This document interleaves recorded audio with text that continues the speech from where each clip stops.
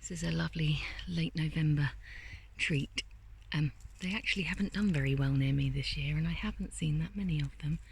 Usually these would grow in great big rings all over the forest. As you can see, we've talked before about the gills on the bottom of fungi and how sometimes they don't have gills but they have pores. This has neither. So you can see when it focuses that rather than gills or pores, it has little spines, little individual like icicles hanging from the bottom of it. And in the UK we name these as if they were upside down like this, and we call them hedgehog mushrooms for their little hedgehoggy spines. In France they name them for the way up they are, and they call them pieds de mouton, which is sheep's feet. Either way, they're one of my favourite edibles, top 6 for sure, and really easy to identify. So these are a lovely creamy colour. They're never quite white, but they look from a distance like they're white. They're kind of lobed and wobbly. When young they are slightly more mushroom shaped, kind of smaller and domed, but as they get a bit older they flatten out and they wibble and they wobble and they grow round things. You'll often find a pine needle or something sticking in the middle of it. And it's not so obvious on that bit. I'll get the other half. There we go. And you can see that the spines are decurrent. They're growing down the stipe, down the stem of the mushroom, rather than stopping as it turns into a cap.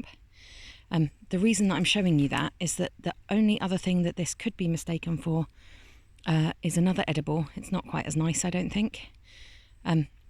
But it's called a Terracotta Hedgehog. So this is Hydnum repandum, and Hydnum rufescens is a Terracotta Hedgehog, and it's usually much oranger, hence the name. But this one can get quite orange, and I have seen them mistaken before.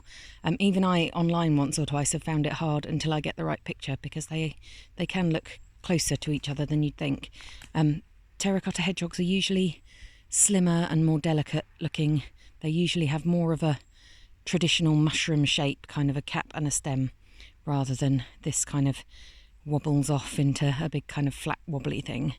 And the spines are adnate on a terracotta hedgehog, so they'll go at a right angle along the bottom of the cap, and then they'll stop and the stipe will start.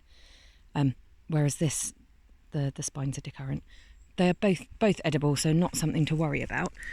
But it is worth mentioning that there are a fair few other toothed fungi, and not all of them are edible.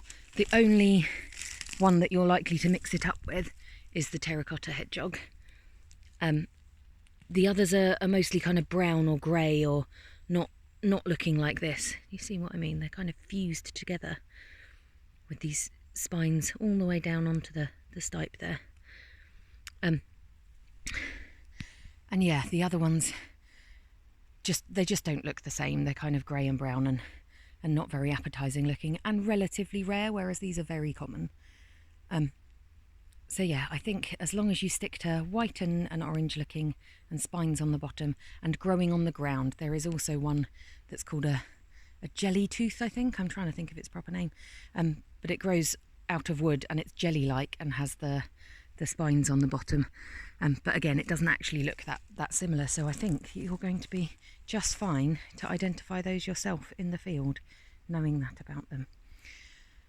Do press the like and subscribe buttons. They're really useful for me growing the channel.